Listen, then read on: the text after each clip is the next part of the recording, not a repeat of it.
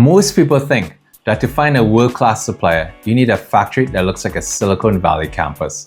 But after 13 years of building supply chains in China, I found that the perfect building is often a massive red flag. And the best partner I ever found actually looked like a chicken farm. I'm Dwayne Scott. I've designed supply systems across China for one of the largest music festivals in the Caribbean. And what I've learned is this. There's a massive gap between a good sales pitch and a resilient system, and most people fall right into it. In this video, I'm breaking down my 4-step Lao Ban Protocol that I use to turn a chicken farm into a high-performing asset. And by the end, you'll know how to vet a factory's soul, not just its four walls. April 2015, Canton Fair, Phase 3. I was sourcing beach slippers, the good quality stuff. I needed 5,000 pairs. I was walking along Hall 11.2 Area B, asking the hard questions. Not just price, not just MOQ. I wanted to know who is Lao Ban, the big boss. That's when I met her. Cheerful, big smile, English not perfect, but good enough. After a round of questions, something stood out. She wasn't selling me, she was answering all my questions. And I remember thinking, this person is listening. She has character, she has integrity. So I asked, are you a trading company or a factory? She said, we are a factory, family business. My brother runs operations. Now here's the thing. In China, a friend can also be called a brother. So is this like a friend brother or a real one from the same bloodline? So I asked the real question, the big boy test. Can I visit the factory tomorrow? I was waiting for hesitation, an excuse why tomorrow is not good. But she said immediately, no problem. When would you like to come? Wow, that told me something. Complete transparency, a step in the right direction. So I added her on WeChat. Her name was Gao Fan. 2 days later, she said, are you coming to visit a factory? Now I had to follow through. And this is where most people get it wrong. Due diligence is always your responsibility. Always. So I booked the first flight out, a 2-hour flight from Guangzhou to Xiamen City, a bus to Xiamen Bay North Railway Station, then a high-speed train to Fuzhou City in Fujian Province. I began the day at 5 a.m. I arrived just after 1 p.m. We went for lunch. She ordered fried rice, oysters, Chinese broccoli, common dishes, and frog legs. Yes, frog legs. What a way to hit it off. First time I ever tried them, went down like chicken, but I never ordered frog legs ever again.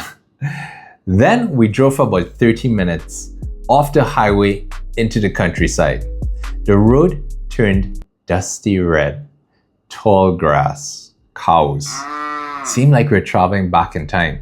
Data signal, gone. VPN, lost. Google Maps, out the window. It was just me, Gao Fan, and the driver. She said, we're here. I said, here where? And that's when I saw it. A building with broken walls. Chickens. Yes, chickens everywhere. Kids playing badminton. And in the background, all I could hear was the sound of air hissing, like a gas hose leaking. I remember pinching myself thinking, uh-oh, what kind of factory is this? Dwayne, are you sure you know how to pick a factory? It had only been 2 years since I started coming to China, and I was still learning the ropes. I really started to second guess myself. It seemed like we were going from bad to worse, a whole day wasted. Then I turned the corner and saw something. To my surprise, as I looked over the broken wall, I saw 35, maybe 50 workers feeding slippers onto a conveyor belt. I mean, you had shoes disappearing into an oven, production lines, real activity. The smell hit instantly. Rubber, chemicals. It was strong. And I thought, this did not mimic the professional booth I saw at the Canton Fair. This is not what I expected. But then I stopped. I stopped looking at the building, and instead I looked at the people. They were smiling, relaxed, joking around, comfortable. They were taking care of my order. Some had been there for over 15 years, veterans in footwear, younger workers learning the ropes besides them. And then I saw it. They had real systems, quality checks, packing, inspection. They had real processes that just blew me away. And that's when it hit me. I wasn't in Canada. I was in the People's Republic of China. And here, they do things differently. Fair enough. Now, here's a key takeaway. The reason I'm sharing this story with you is because the building tells you nothing. The behavior and attitude of the people will tell you everything. You see, a factory isn't the four walls. It's the people behind them who will deliver your order. It's always a good idea to get to know them. From that day on, I changed everything. I stopped judging factories by appearance and started evaluating systems and people. I changed my perspective. As a supply chain architect, I do the hard yards up front. I vet deeply, I go to the factory, I put systems in place. But most importantly, I build the relationships with the boss. Always the boss, the big boss, the Lao Ban. And I look for a stable workforce. Happy workers reflect a good system from the top down. So when production starts, the factory supplies order after order with minimal problems. Not zero problems, because this is manufacturing.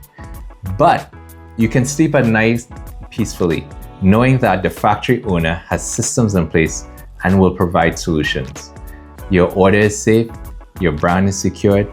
That factory becomes a pillar, an operational asset for cost, quality, delivery, problem solving, customer service, not a liability. This is a shift from relying on a sourcing agent to becoming your own supply chain architect. Now here's the exact Lao Ban framework that I use. Number one, do I have direct connection to Lao Ban, especially on WeChat? Number two, were they receptive, open and transparent? Were they willing to be visited? Number three, do they have systems in place for quality, packing, inspection? And number four, workforce stability. Who's been there and for how long? Now you're wondering, so how does this story end? Well, we move forward with samples. They were of the highest standard. I signed a contract for 5,000 pairs and Gaofan, she delivered for the next 4 years. On time, fair price, minimal quality issues. You see, that chicken farm factory did not become a risk. It became an asset. So here's the key takeaway. Don't let the look of a building in China stop you from finding your greatest supplier. Develop the relationship with Lao Ban and design the system once and let it support you forever. You have the map now. This is the shift. And if you've liked this video, how about checking out some of our strategies? Here's a good one. The 5 biggest mistakes beginners and experts make when buying in China, or a factory tour of Sarah's garments.